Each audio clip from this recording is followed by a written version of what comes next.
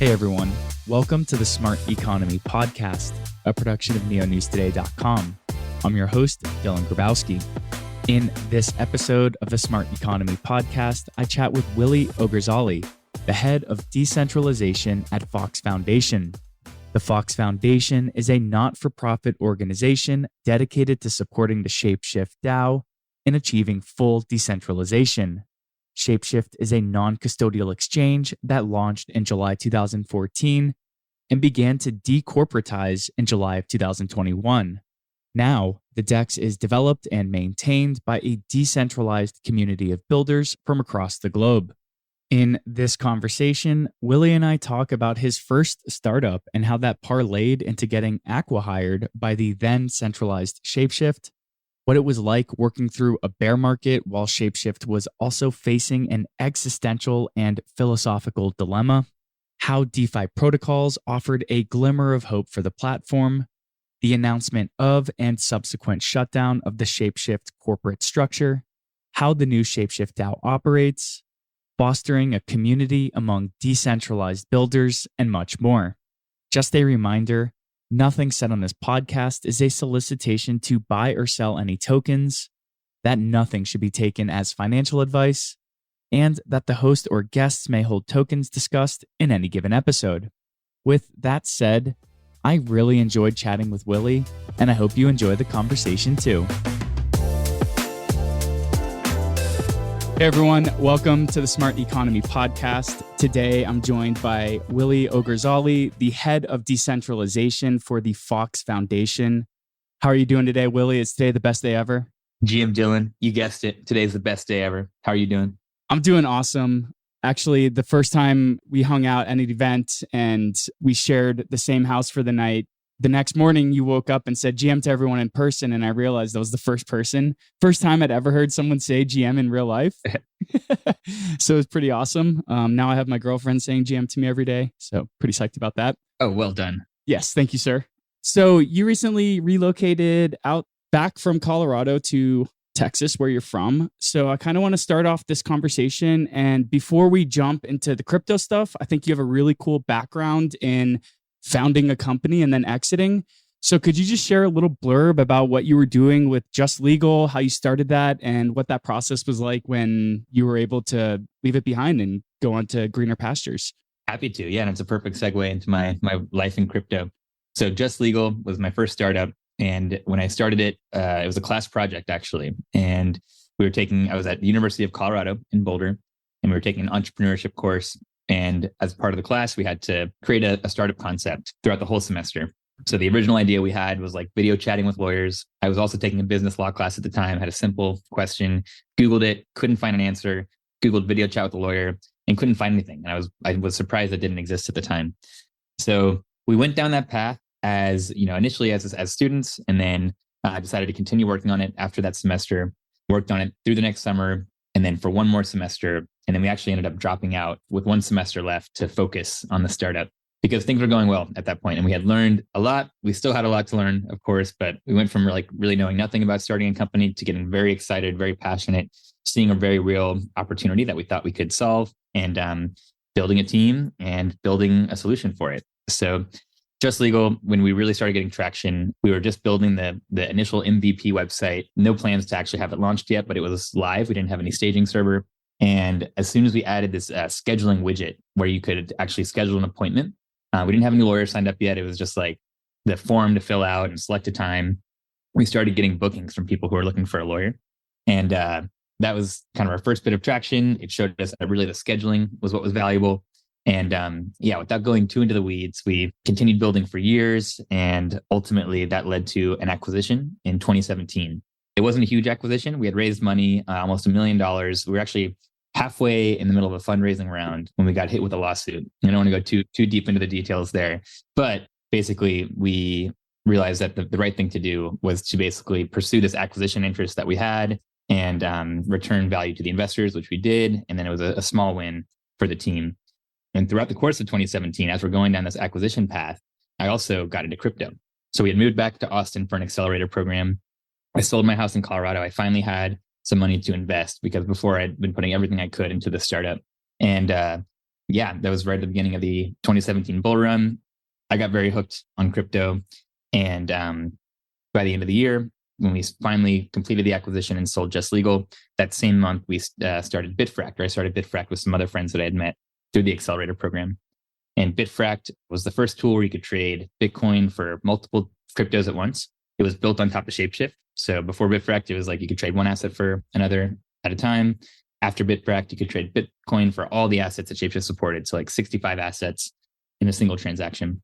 That was pretty exciting because after going from this first journey of like, it was 5 years, it was a huge uphill battle to build this SaaS-enabled legal marketplace. Like we were really trying to disrupt the legal industry. And we were, 21-year-old kids, college dropouts who were starting a company for our first time. And then we took all those learnings and we started Bitfract. And Bitfract was an amazing journey. And it was 6 months from like having the idea and starting it to acquisition by Shapeshift, and just an amazing roller coaster in between, just like the show Silicon Valley, basically. And Shapeshift acquired Bitfract in June 2018. And I moved back to Colorado to work out of the Shapeshift headquarters. And then, that brings us to now, which it's like 4.5 years later, and still contributing to Shapeshift, but now working for the Fox Foundation and just a community member for ShapeShift DAO. Awesome. Really cool venture you've gone on. We use some of our validator node income for validating the Neo network to distribute back into folks who are developing dApps and developing just anything that touches the network. And one of the teams that we distributed a micro grant to is actually based out of CU Boulder. And they're part of the entrepreneur program or part of an entrepreneur class. I'm not sure if you were part of the program or not. But before we delve a little further into what you did and where you're at now, what's like some advice you would give to a college student who is balancing their workload, but also going deep into the crypto degen rabbit hole and trying to build a product, a solution, or a dApp in this kind of like blossoming industry? Oh man, it's probably may not be the best advice, but I would say drop out. It worked out for me. And especially in this day and age, like if you're already going down the rabbit hole, unless like what you want to do requires a degree, unless you want to be a doctor or a lawyer or something like that, I think there's so much opportunity right now in Web3 to learn and to get paid to learn. And you can always go back to school. So that was actually the agreement I had with my parents. They really didn't want me to drop out. And I was like, well, if I don't drop out and I miss the opportunity to pursue this dream that we have, and somebody else goes to build this, because I know someone else is going to build this if we don't, then I'm going to regret it for the rest of my life, basically. And I can always go back to school. School will always be there. But like, here's our opportunity to build this and to change the world. So the agreement was that if the startup failed, I would go back to school. And because, it wasn't a huge success, we didn't technically fail. So I haven't had to go back, and I have zero regrets, because every day in Web3 that you're contributing, you're learning so much. And they don't teach this stuff in school. If Web3 is what you're passionate about, it's going to be really hard to get current, up-to-date education at a university. So you can save a lot of money, and you can still actually earn money. You can learn a lot. You can start building that network, which is so critical, especially in the Web3 world. So yeah, my recommendation would be to drop out and join a DAO. Awesome. And a shameless plug for the ShapeShift DAO to look into. I love that our genesis stories into the crypto space starts with ShapeShift. I bought my first Neo on the old ShapeShift well before KYC implementation. So is that like the platform that you were using that you built Bitfract on top of? Yes. ShapeShift was also one of the first crypto companies I was exposed to. I remember a friend who was telling me about crypto, showed me the ShapeShift app, and was like, you got to download this app. And I loved it immediately. And then I'd spent a lot of 2017. I wasted a lot of time trading, and I thought it was a bull run. So like everyone thought they were a genius. I'm like, oh my gosh, number keeps going up. And if you ever use CoinCap's Altfolio feature, they have the ability to like build a portfolio. Like, I have X Bitcoin, X Ethereum, X Doge, and then track it over time. And I realized at the end of 2017 that my original Altfolio, so my original positions, actually outperformed my latest portfolio. So all the trades that I had made, even more money I'd been putting into crypto and stuff, all that time was wasted. And I would have just done better if I had just sat on my hands and done nothing. All those nights staring at charts were for nothing. So that was a big learning lesson. I had a good friend who was my co-founder at ShapeShift, who I met at CU Boulder.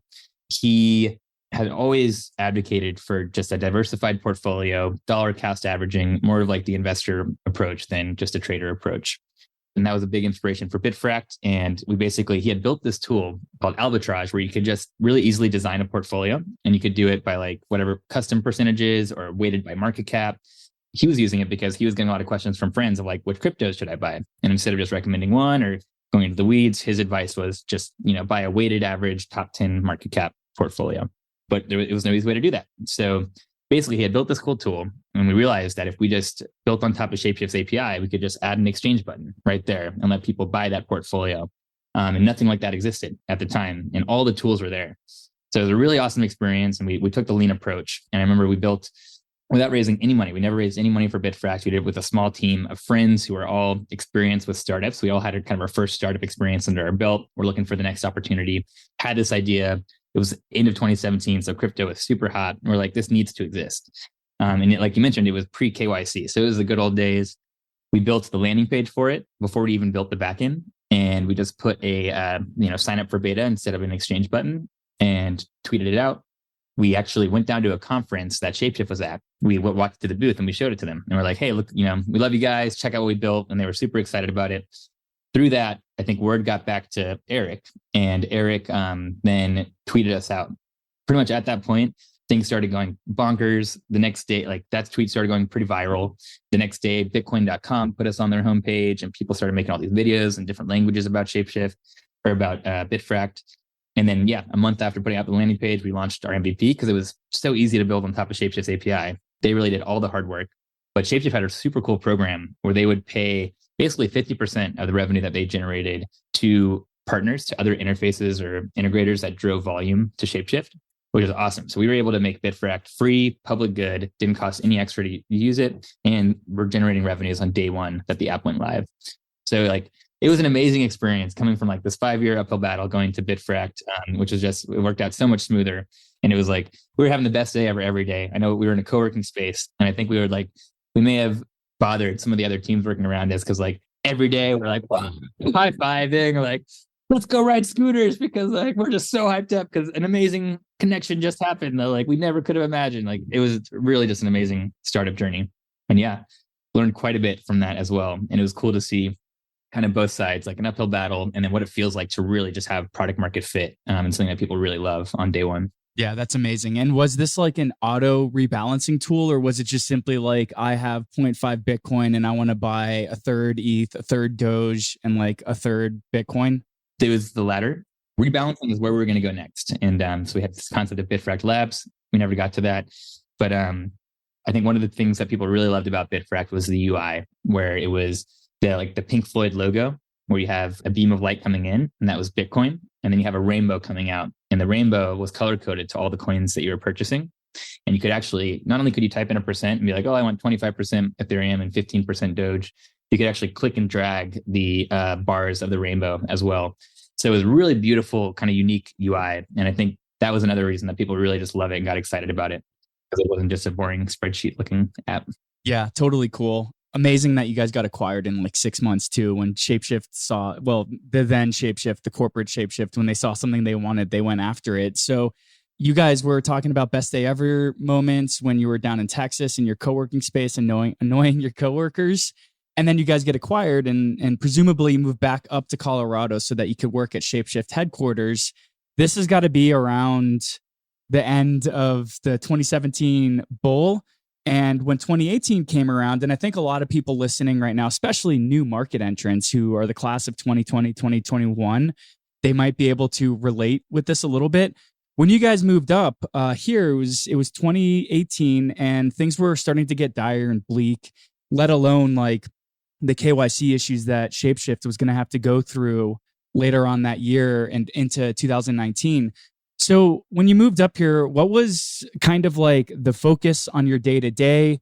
What did your new role entail when you were at Shapeshift HQ? And also, as kind of the dread was setting in, what was the vibe like at the office? Yeah, it's really a great question, really interesting story. So our first day at Shapeshift was the All Fox. It was actually, I guess, a couple of days before we actually started, but we were able to join the company's All Fox. They invited us to join. The All Fox was a meeting that Shapeshift did every month. Now we do it every 2 months as a DAO. And this All Fox was the All Fox where Eric told the entire company that we were going to have to implement KYC. So we were so excited. We love Shapeshift. Shapeshift pre-KYC was the most popular way to trade crypto non-custodially by far. It was very profitable. The future looked so bright. Part of the reason that Bitfract team was brought in was it was kind of both an acquisition, but really an acquihire. And they wanted to bring in the team to help build what became the new version of Shapeshift, but at the time was called Axiom, but we never released it as Axiom. But it was basically, if you ever used beta.shapeshift.com, similar to, it had a lot of the same features as app.shapeshift.com, but it was our centralized version. And you could connect multiple wallets, initially keep the hardware wallet, buy, sell, trade, view your whole portfolio. It was basically like taking all these pieces that Shapeshift had built, the market exchange, the price data from CoinCap, keep the hardware wallet, and marrying it all into one unified platform. So the Bitfract team was brought in to focus on that because at Shapeshift at the time, all the other team members were focused on other efforts. And they had just come to the conclusion that they were going to have to implement KYC in order to continue operating in the United States. And that was the worst day ever. I remember everybody was devastated. Eric was not happy about it. Nobody at the company wanted to do this, but we had basically, after millions of dollars of legal bills, come to the conclusion that we had no other choice.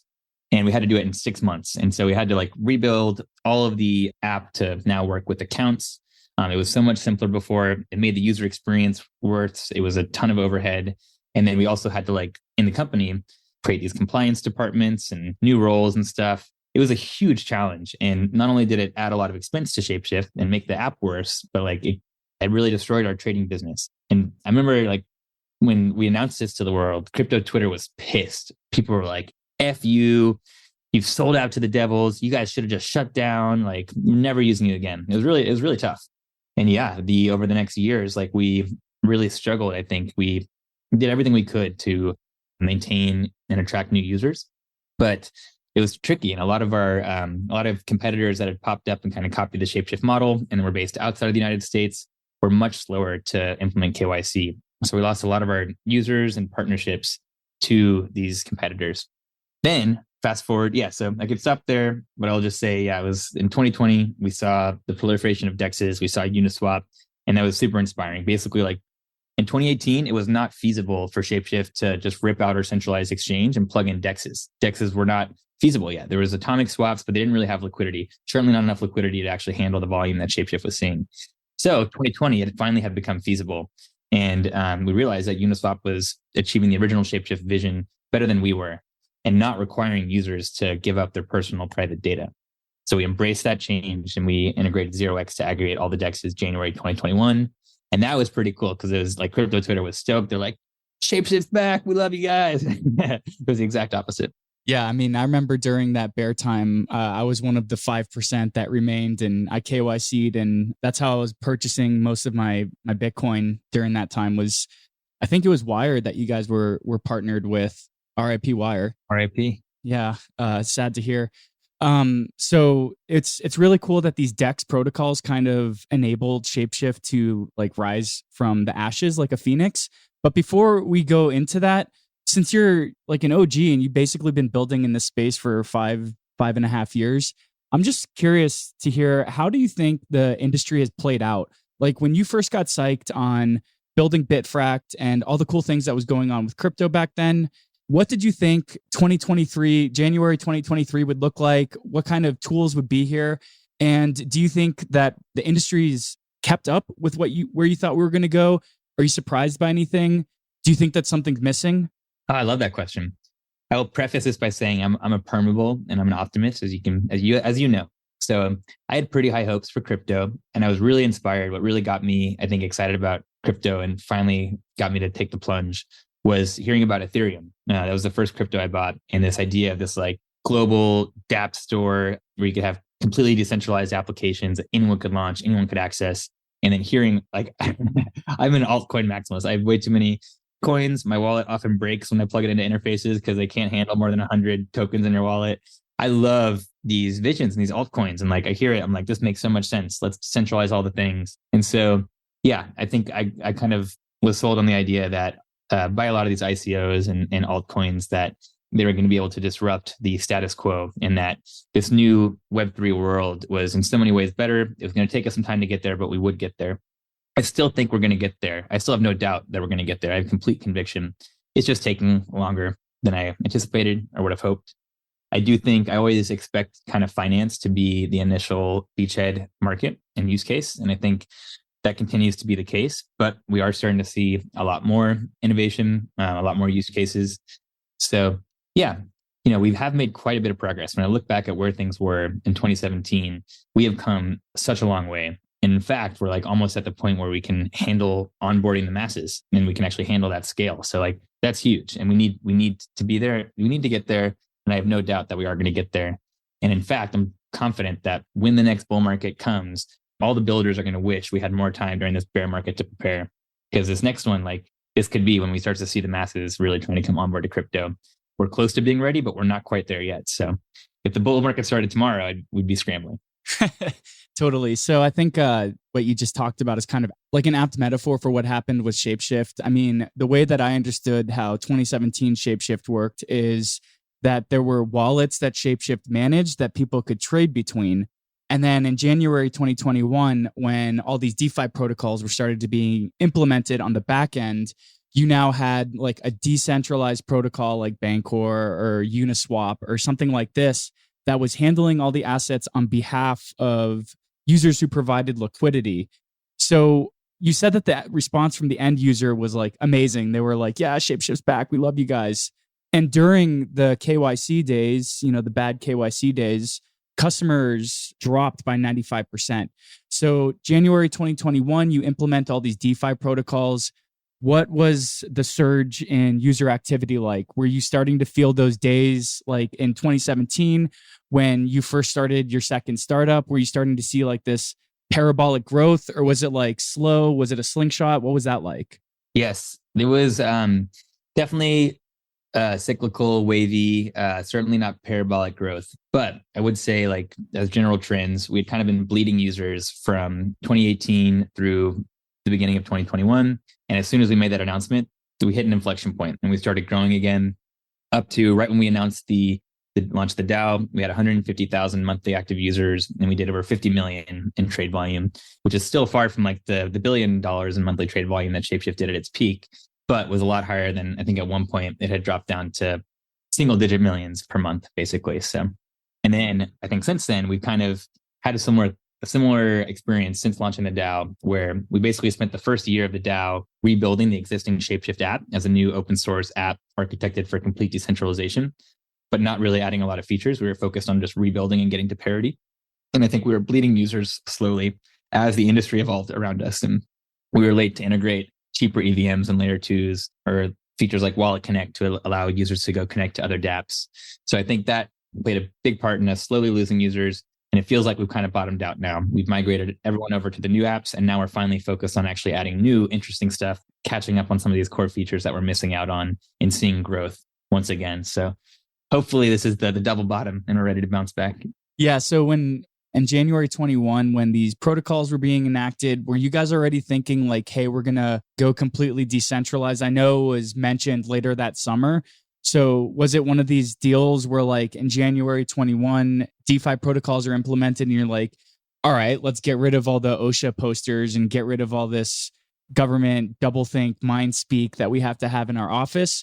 Or was this something that you guys started thinking about immediately in January 2021 and then it just snowballed so quick that by the summer you're like, okay, we're going to go completely decentralized and replace the corporation structure with a DAO? It's a great question.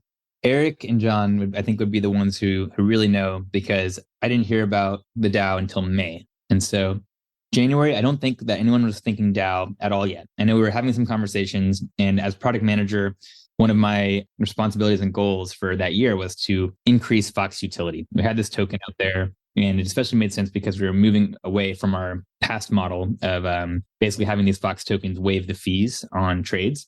Well, now that we're integrating these DEXs and we're not putting fees on trades, we needed to kind of reimagine Fox's utility.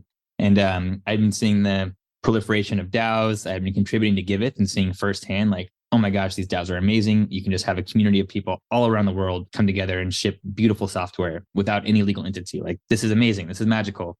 And then we saw all these, like a lot of the most successful DeFi protocols of 2021 were structured as DAOs. But we were a centralized organization. So I remember we were having these conversations and I was like, I didn't think it was possible really for Shapeshift to transition into a DAO at the time. But I'm like, how can we at least give the community more ownership, give them more power to influence the roadmap and everything? Like, how can we get Fox as close to a governance token as we can? I think in April, when we integrated ThorChain, that was another key piece because before ThorChain, there wasn't a way to trade cross-chain. And Bitcoin and ETH have always been Shapeshift's the most popular pairs for trading. So we still had the centralized exchange to power cross-chain trades until the day that ThorChain launched mainnet in April. We launched an interface to ThorChain. We finally shut down the Shapeshift trading desk and we stopped KYCing users. And at that point, I think that's probably when the kind of light bulb went off in Eric and John's head. And they realized like, okay, we're out of the regulated business now. We don't need this whole compliance department. We don't need to KYC users anymore. In fact, like we don't really need a legal entity. Like at this point, we're just an interface between users and their keys. We're non-custodial in these decentralized protocols. And I think that's the point when I think they realize like the best way to achieve Shapeshift's vision. If we want to be the ultimate interface shouldn't be owned by Shapeshift. It should be owned by their users, by the community. And it should be fully open source and fully decentralized itself. And for it to be fully decentralized and owned by the users, like we need to remove Shapeshift entity from the equation. And so, yeah, when they told me that we were going to become a DAO, I jumped out of my chair and screamed with excitement. I was so excited. Another best day ever. It was pretty exciting. And then we launched it July 14th. And that's when we started the 6-month transition to basically wind down Shapeshift centralized operations. And do you think that the pandemic and the quarantines and the shutdowns, did that like expedite the process? Did that plant a seed? How did that kind of like fit into the whole decorporatization structure? Great question. I would definitely say the pandemic was a catalyst and expedited that transition. We were already all working from home. And I remember before that, Shapeshift really wanted employees to all be together in the same office. It felt pretty strongly about that. So it wasn't until the pandemic where we were forced to all go work from home that we actually saw, okay, this can work. So I think that was a critical piece. Cool. And so now you're head of decentralization at Fox Foundation. You're a member of the ShapeShift DAO. You're a community member. So what does your role look like now that you're not a product manager at this central corporation anymore? And what does that look like now as a DAO member and the work that you do at the Fox Foundation? A very interesting, unique role, unlike anything I've ever done before, but I really like it. I do still get to interact with the product team a lot. I go to their stand-ups. I'm kind of like an on-call product manager if they ever need someone to come step in and help out with stuff. But my day-to-day role at the foundation, my core responsibility and mission over there is to support the DAO in achieving full decentralization. So things like this month, we're handing over a bunch of accounts that the foundation has been administering, Web2 accounts like Twitter, over to a group of workstream leaders who have tenure of over 1 year. And this is just another step forward in our progressive decentralization. A big milestone we hit last year was actually completing, and the DAO is mostly responsible for getting the new app to parity. But basically, we migrated all of the users from the legacy centralized Shapeshift apps over to this new app, and then we sunset all of the legacy centralized infrastructure. So that was a huge milestone in the foundation's mission. So these days, yeah, my role basically, like my core responsibility is looking at all of the remaining responsibilities of the foundation, the things that require a legal entity that the foundation is currently handling, and just going through one by one and figuring out how can we transition these to the community. And some of these things are not possible. So like managing the apps in the app store is another responsibility of the foundation. We don't really have a clear path yet for how we can transition that to the community and make it and maintain sufficient decentralization, because the apps stores require legal entities, and there's no businesses I know of yet that will manage it on behalf of a DAO. So still TBD how some of these things will be figured out. And we're hoping that we don't have to necessarily build all the solutions for it in our spare time. And we're not focused on decentralizing these responsibilities, really just supporting the DAO in any way I can. So whether that's facilitating conversations or community calls, or really encouraging people to come participate in governance, just helping out wherever I can is what I love to do. And so I just get pinged all day long with random requests and pretty much always say yes. I don't know if I should put that out there, but a lot of my day-to-day is just supporting DAO, because ultimately, in order for the foundation to be able to achieve our mission, we also need the DAO itself to be healthy.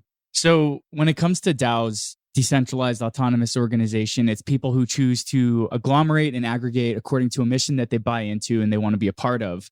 But we're still in this like unique, weird area in 2023 where just legal structures don't quite know how to grok what a DAO is, and maybe it's impossible for a DAO to get a bank account without like a centralized entity acting on behalf of that DAO. So is that basically what the Fox Foundation serves as, is the intermediary between the DAO and like existing legal frameworks for things like bank accounts or phone numbers or hiring lawyers or whatever it might be? Yes and no. So to your point, right now, there's a lot of things the DAO without a legal entity can't do. Or actually, I would say there's a couple things that a DAO without a legal entity can't do. You can't sign contracts or enforce contracts, and you can't have a bank account. And that's basically it. Obviously, a lot stems from that, but those are the two things it can't do.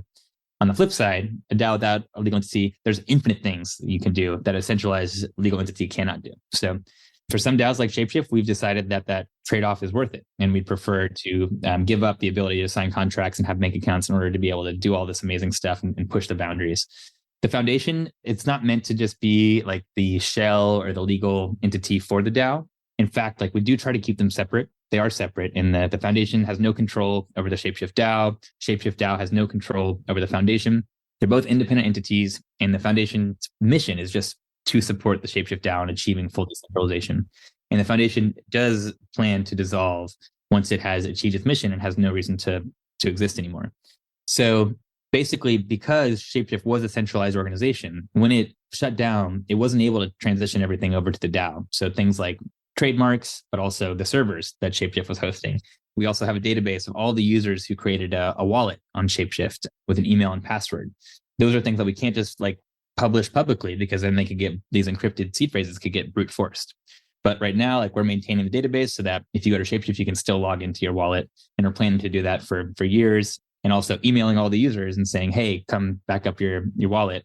Because again, like with GDPR rules and stuff, there's not a way for a DAO to manage a huge email list, at least without individuals being potentially liable for these huge GDPR fines. So those are some examples of what the foundation does. But certainly, like we try to not take on more responsibility when we can avoid it. So like for things like we're not just paying a bunch of, whenever the DAO needs to pay a bill in fiat, we really encourage the work streams or the contributors to figure out alternative means to do that.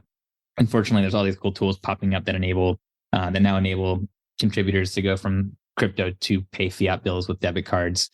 I think it works well because eventually we do want to go away. We're trying to not inherit more responsibility if we can avoid it.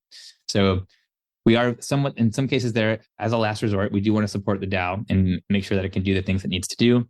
But we also really focus on maintaining this separation and not taking on additional responsibility if there's an alternative mean and the DAO can do it without us. Yeah, that's really cool to learn about the differentiation between Fox Foundation and the Shapeshift DAO. Prior to this conversation, I wasn't too in the know of how the two are separated. And I really want to go into like the way that the platform is being developed through these work streams, but you have to pay engineers and developers to contribute because everybody's time is valuable, especially people with knowledge and skill sets to help build out this vision. So how is the DAO funded? Is this through like an initial lump sum from Shapeshift, the former corporate structure? Is this through revenue and the funding gets stronger and stronger as we see growth of the platform? What's kind of like the funding situation like?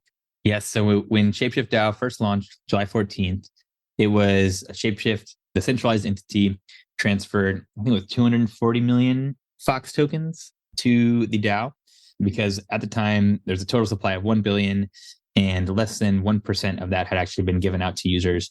So Shapeshift still had over 99% of the token supply, and they gave over about a quarter of it to the Shapeshift DAO. It also did an airdrop of 340 million Fox tokens to about 1 million past users and community members. Any of the airdrops that weren't claimed after, I think it was 3 months, maybe 6 months, those got returned to the DAO treasury. That was initially all that was in the treasury was just Fox tokens. And initially contributors were getting paid in Fox tokens. There was significant liquidity in order for them to liquidate it if they needed to. And then we transitioned, once we started getting some stable coins into the treasury, we transitioned to paying stable coins by default. But any contributor can opt into getting whatever percent of their salary they'd like in Fox. There's now actually, you can get a bonus if you opt into getting paid in Fox and locking your Fox. So this is pretty cool. Shout out to Hedgie Finance. If any DAOs are looking to extend their runway in the bear market and also come up with a creative way to actually give a bonus to contributors who get paid a native token, but not a bonus that they can just dump immediately, but a bonus based on how long they lock it. Hedgie is a perfect solution for that. And we give contributors a bonus of 5 to 30% if they lock up their Fox for 3 to 18 months. So the revenues came from a variety of different avenues. We also established the community elected a treasury management and diversification committee that was focused on diversifying the treasury in ways that wouldn't cause negative price impact to Fox. And we've generated millions of dollars of revenue through 2021. And where our goal was to get to $10 million of stablecoins before the bear market hit. We're pretty sure that a bear market was going to come at some point. We had the feeling it would be around June 22. And of course, it ended up coming a little bit earlier. So we got to about 7 million in stables by April or so when the bear market hit, and still have a little bit over 2 million of stables currently. We've cut down our expenses quite a bit during the bear market. And this was really interesting to see all these work streams who basically had kind of autonomy. There were sub DAOs who had autonomy over their own budget, basically coordinate and make their own decisions to optimize their budgets before the community came in and passed proposals to do it for them. So are the DAO treasury managers, are they like elected in? Is it Fox token holders who get to participate in governance? What does that look like? So yes, any Fox token holder can participate in governance. We also give Fox voting power for Fox on Polygon or on Gnosis Chain, or Fox in the liquidity pool, or staked in the farm, or Foxy. So we really, part of our governance process stipulates that we will do our best to give voting power to Fox wherever it's feasible. Also, anybody who has 100 or more Fox can submit a proposal, and Fox token holders can vote on them. It's gasless. You're just signing a message using Snapshot. Fox token holders can actually execute. They can include transactions in our proposal and execute those transactions without any multi-sig. We also have a multi-sig that is elected by the community that has the ability to execute transactions more rapidly, because going through that whole proposal process really takes like over 2 weeks to go from like idea to actually being able to execute the transactions. Whereas the multi-sig can execute any transaction as long as the community has consented. It's committed to not executing any transactions that the community has not given consent to. And ultimately, it's up to the community to decide when they're ready to remove that multi-sig. Yeah.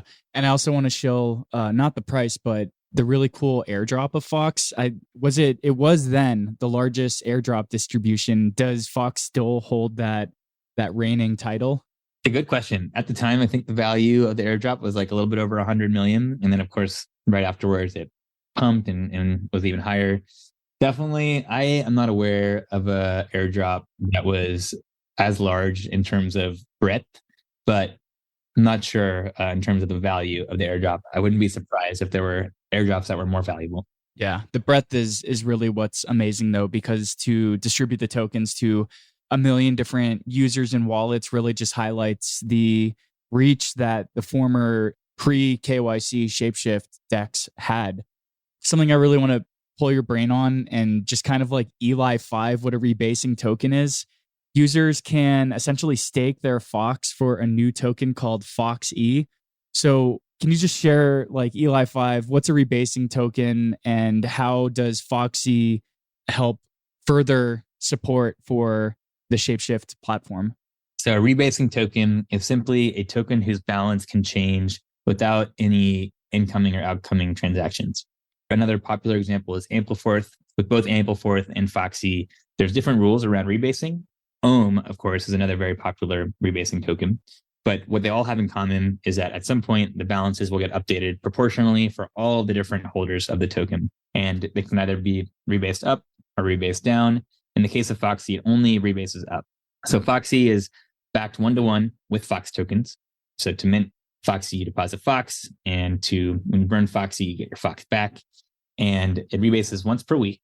And it rebases when anyone can add Fox rewards to this contract. So basically, it's the DAO's kind of primary method of being able to share value it creates and captures with token holders. And it's very similar like to X Sushi, where you stake sushi, you get X Sushi. They're figuring out their new tokenomics. So basically, like as value accrues to the protocol, that accrues to X Sushi holders. But the really cool thing about Foxy is that the tokens that are staked in the contract aren't just sitting there idly. So the Fox staked in Foxy actually gets deployed to the tokamak reactor. I won't go too deep into the tokamak protocol, but basically, if you deposit Fox into the tokamak reactor, you earn tokens. with Foxy, those tokens are then converted into Fox to then generate kind of a baseline yield for Foxy. And then furthermore, those Fox tokens get deployed to liquidity pools. So by staking Fox for Foxy, you're still helping to further Fox liquidity. You're able to earn yield from not inflation, but actually revenues generated by the DAO. And then also you get a baseline yield, which is currently from Tokamak, but we also have the ability to change that to a different strategy, basically. So like, I like to think of it as a really nice evolution of the traditional yield bearing or really staking reward contracts that a DAO uses to share value with its token holders, because not only do you get the value that the protocol generates, but you can get some baseline yield, which should make Foxy the ultimate way to stake Fox single-sidedly. Yeah, very cool. So basically, Foxy is, for all intents and purposes, like a bet that a DAO community member or Fox token holder can make on the success of the DAO. So what are some of the things in governance proposals and in governance processes that token holders can vote on? And I'm also curious to learn a little bit more. What do you do when maybe workstream leaders are at odds against what community members say they want to see happen next? If the community wants prototype A implemented, but workstream leaders are like, we need to do prototype B, but there's differences in opinions between token holders and voters and workstream leaders. How does that get resolved? Man, we usually just have like mud wrestling competitions. Oh man. So there are a couple questions there. First is, what can Fox token holders vote on? This is actually a really kind of interesting question, because at its core, really, like when we imagine the multi-sig going away, really the token holders having complete control, what token holders really can control is whatever the DAO treasury can control. So any of the assets held in the DAO treasury, any smart contracts that the DAO treasury administrates, that is what token holders have direct control over. But then there's all this other stuff like, roadmap or things like a code of conduct that I guess theoretically we could post that on chain, but right now it's not posted on chain. So token holders, of course, can control any of the transactions that the DAO treasury can execute, but also, like we just did a roadmap proposal, just because that's the type of thing that we want the community to weigh in on, basically. Even though theoretically, like the product workstream, the engineering workstream could go execute on other stuff, the community has now expressed their interest in what they want. They've had the chance to deliberate it and give feedback on it. And now we're all aligned on a community saying this is the roadmap that we're all focused on. And to your second question, because ultimately, in order to get renewed, these work streams are beholden to the community, it probably wouldn't be in their best interest to go against what they know is the community's will. There's kind of that nice game theory that keeps everyone aligned, but there are ultimately, like, it is up to these work streams. So the community delegates power to work streams. And I guess I can take a step back and just really quickly explain what a work stream is. A work stream is a sub DAO for ShapeShift DAO. Anybody can propose it. And typically these work streams are, have a specific mission, goals, and KPIs that the community can use to measure their success. And they request a budget. And if the community chooses to approve a work stream, then that work stream gets created and they're sub DAO. So they have their own treasury and they're able to allocate that treasury autonomously without going back to the community to get permission for every single day-to-day decision. This is, I think, a critical piece of Shapeshift's design that enables us to move so quickly as a decentralized community. Because you can imagine, especially for DAOs at scale, if they have more than a dozen contributors, how overwhelming it would be to the governance process every time someone needed to get paid. That required a proposal to the DAO. So instead, the communities approve these work streams. Work streams are able to move quickly and control their own budgets. And then if the work stream is ever really misbehaving or doing a bad job, or even malicious in an extreme example, the community does have the ultimate authority and has the ability to cancel that work stream, to revoke the rest of their budget, to appoint a new work stream leader. So ultimately, the community is on top. But these work streams, and we have product work stream, engineering work stream, growth work stream, operations work streams, they enable us to get stuff done quickly. And these work streams typically have more context to make informed decisions on these day-to-day decisions. Whereas a community is an average token holder is able to measure the success of a work stream at the higher level and make informed decisions on whether or not this work stream should get renewed or should get canceled better than they are able to weigh in on day-to-day decisions. So work streams work really well for us. Yeah, cool. Full disclosure, I'm a yes vote for the first half of 2023 roadmap proposal. So just to make sure I understand, like the work stream could be maybe some former developers that were at Shapeshift HQ, the centralized version, who came over to the DAO and they wanted to build out the actual platform, the app that users use to interface. But it could also be like me, somebody who says, I want to make a Shapeshift DAO podcast and I want to apply for funding for the first quarter. I'll release X amount of episodes and interview Y amount of or Y type of guests. So is that kind of like the way that work streams are created, is by somebody proposing them and then they're voted in? Exactly right. And anybody is welcome to come propose a work stream. We do have kind of a special project. So typically to date, the way that work streams have kind of been conceived is that they will be more for like these ongoing initiatives, like engineering or product or operations. But we do have a special projects set up in Colony, which is what we use to manage the treasuries of these work streams. It's also possible that it would fall within special projects, but it's still kind of the same idea. Cool. So kind of like shifting gears a little bit, the work streams are really cool because you have people proposing what they want to work on. And I guess people are like self-selecting which stream they want to participate in. And we also alluded earlier that the pandemic kind of showed that people can work autonomously, asynchronously on their own times from their own rooms. But one of the things I've noticed since I've gone full-time being a asynchronous content creator is that in an office, you have people kind of like getting around the water cooler, sharing ideas and cool concepts. And so sometimes you might have this creative process that people experience just because they share the same meat space together. And Shapeshift doesn't have that anymore. So you guys recently did the Dowwow. And now that Shapeshift DAO is completely decentralized, this was an opportunity for people to fly to a central location and kind of get together and brainstorm the future for the Shapeshift DAO. So could you just share a little bit about what the Dowwow was, how many people attended, how was the event structured, things like that? Happy to. The Dowwow was freaking awesome. We're planning to do this every year. To your point, it's very important to get everybody together in meet space when you're working virtually. Something that I really miss about being in an office. So the Dowwow was this opportunity for us to get, we had over 25 Foxes come together in real life. We also recorded and streamed it all to Foxes who couldn't make it in person, or anyone around the world who wanted to attend. The stream was completely open. It was interesting because I think different community members had kind of a different idea of like what the main goal of the Dowwow was. But to me, it was mainly to get everyone together and to look at, the past year and a half of the DAO, see what had gone well, what didn't go well, and what can we do better. And also just get aligned on the roadmap for 2023 and the vision, and give space for everybody to propose other ideas or to give feedback. And we accomplished all of that over the course of a week. Also, we just had a really good time too. So it was like working all day, 9 a.m. to 5 p.m. And then at night, we'd hang out and bond and party, and then wake up and get right back to it. So as I mentioned, we started with a retro. What went well, what didn't go well, what could we have done better? We talked about strategy. We talked about vision, and again, gave room for like, what is a vision in a DAO? It's kind of the collective of every community member's vision. And we wanted to give space for people to propose kind of alternative directions, especially because we had just gotten to this milestone where we hit parity, which had been the DAO's focus for the first year. And so now we're asking like, what are the most valuable things for us to focus on next? So we talked about roadmap as well. Let's see, we had a debate around fees, which was really interesting. And back to your question around what community members control, whether or not to enable fees. Right now, Shapeshift is completely free. We don't add any fees on top of any of the services or protocols we integrate. But there's a proposal working its way through the pipeline to start experimenting with some fees. And I'm a strong proponent against adding fees on Shapeshift.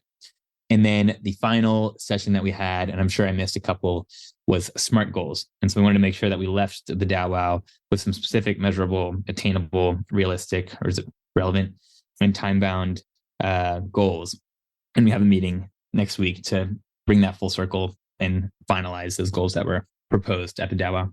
I remember when I was first just a token holder before I was working in the space, I was just like, number go up and that's all I care about. But since coming into the space, going to these in-person events, the bonding time is completely memorable and it's something that's irreplaceable.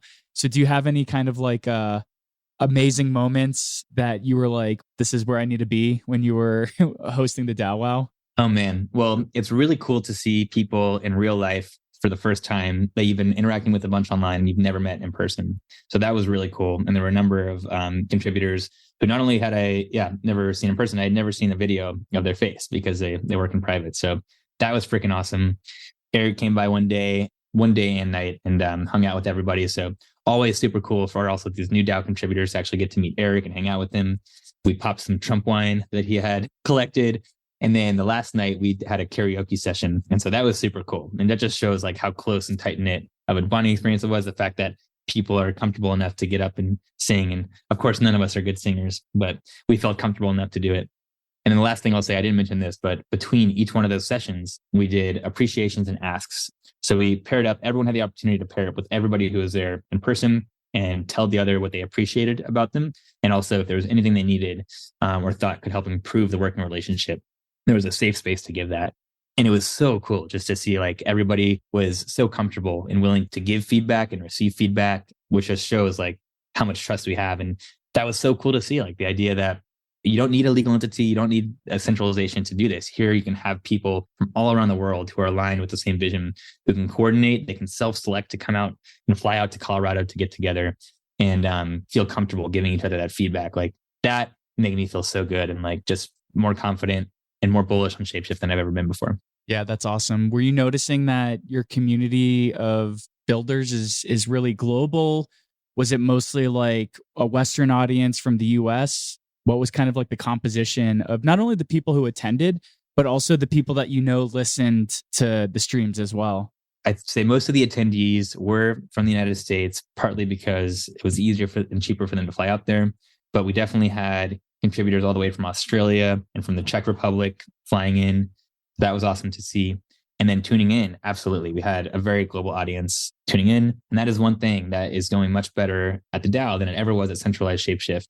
Again, like not only do we want to have people in the office before, but we had tried to kind of grow communities and acquire more users globally at centralized Shapeshift and always really struggled to do it. But in the DAO now, it's working much better. And we have communities in all around the world in multiple different languages. They translate the app into different languages. Now users can come in and actually join the community and speak with their fellows in a language that they're familiar with and attend community calls in Portuguese. And it's super cool to see. So props to the globalization work stream, because that is definitely one thing that's working much better in the DAO than it was at centralized Shapeshift. Awesome. So wrapping up, what are some of the next steps for the Shapeshift DAO or for Fox Foundation that you're particularly excited about? Are there any cool implementations on the way, or what does that look like? Yeah, we're really thinking about how can we be the best. Some of the features that I'm excited about over the next 3 months are expanding to more EVM zones, Thorchain Savers Vault, so you'll be able to earn yield on your native Bitcoin. Really excited about that one. Displaying DeFi positions. And I think this is what can make Shapeshift the best way to view your portfolio. So not only being able to see all of your DeFi positions on Ethereum, along with all of your assets on Ethereum, but also in that same dashboard, being able to see your Bitcoin and your Cosmos. Really think that once we're displaying the DeFi positions, which not only do we think we can have a better UX than what's out there and design it better, but just be the most comprehensive view of your portfolio objectively. That's a really popular use case and something that we're behind on because we're not displaying the DeFi positions yet. But once we catch up on that, I think we can be the best. We haven't talked about Archeo, but if you guys have heard of Fox Chain, it's now been renamed to Archeo. This has been in the works for over a year now in partnership with Coinbase Cloud. And it's basically like a decentralized Infura for all the chains. So this is I mentioned earlier, like we launched the new version of Shapeshift. That version, the front end is decentralized. It's hosted on IPFS, but the back end is still centralized blockchain infrastructure. So Shapeshifts always run these nodes. The foundation's now running some of these nodes, but we also have a community member running this node infrastructure. Once Archeo goes live, that will be Archeo is, like I said, a decentralized Infura, and it will basically replace the back end. And at that point, the Shapeshift app will be completely decentralized, accessible to anyone, anywhere in the world, censorship resistant, completely unstoppable. So I'm really excited about that. There's more stuff I'm excited about, but those are probably some of the biggest ones, and I'll stop there. But yeah, just basically like so much cool stuff on the roadmap. The vision's really finally coming together. And it's a big vision that we've been working towards for years, but the pieces are finally coming together. Yeah, that's super cool. And is Archeo a work stream, or is that kind of a separate entity of a group of people who came together to build it? It started as a work stream, and now it's kind of transitioning from a work stream to its own community. And once it goes live, it will be separate from the ShapeShift DAO. So we kind of helped incubate it and fund a lot of the research and initial development. And then Archeo is going to be launching estimated Q2 2023 as a Cosmos IBC chain. There will be an airdrop, and the details for that are all published. You can see that proposal in ShapeShift DAO. And once that goes live, again, ShapeShift app will be completely decentralized, but Archeo will be its own community that we're friends with. Super cool. Like I said earlier, huge fan of ShapeShift since day one of my crypto journey into the space. It sounds like we both kind of got our start from the OG pre-KYC ShapeShift application. So it's awesome to be able to chat with you and hear about your journey and all the things that excite you and all the cool things that you guys are working on. So if people want to keep up to date with you or follow along with the project, what's the best way that they can reach out or just simply follow? Well, definitely follow ShapeShift on Twitter and jump in our Discord, discord.gg/ShapeShift. And if you want to follow me, I'm at Willy Ogo on ShapeShift, WILLYOGO. Awesome, Willy. Always a pleasure to chat with you in Meet Space and virtually for the podcast. I want to thank you so much for sharing your time with us today. It's really cool to be able to talk with you about all this really awesome stuff and to be able to share it with the listeners of the Smart Economy podcast. So I really appreciate it. Appreciate you too, Dylan. Thanks so much for having me, man. Cheers. Well, what did you think of that conversation? It was really cool to learn about the early days of Willy's second startup and how its product market fit made it a perfect acquihire for the team to onboard to the then centralized ShapeShift. It was also really interesting to learn more about the DeFi protocols ShapeShift added to the DEX's backend and how that allowed ShapeShift to come back to its roots. And it was great to learn more about how the leaders of the DAO seek to create a cohesive community amongst its builders and position ShapeShift to become a decentralized success. On that note, I want to thank you so much for taking the time to listen to the Smart Economy podcast. If you liked what you heard and want to support the show, please keep Neo News Today in mind when voting for your Neo Council representative as part of Neo's governance process. We appreciate you and look forward to catching you next time.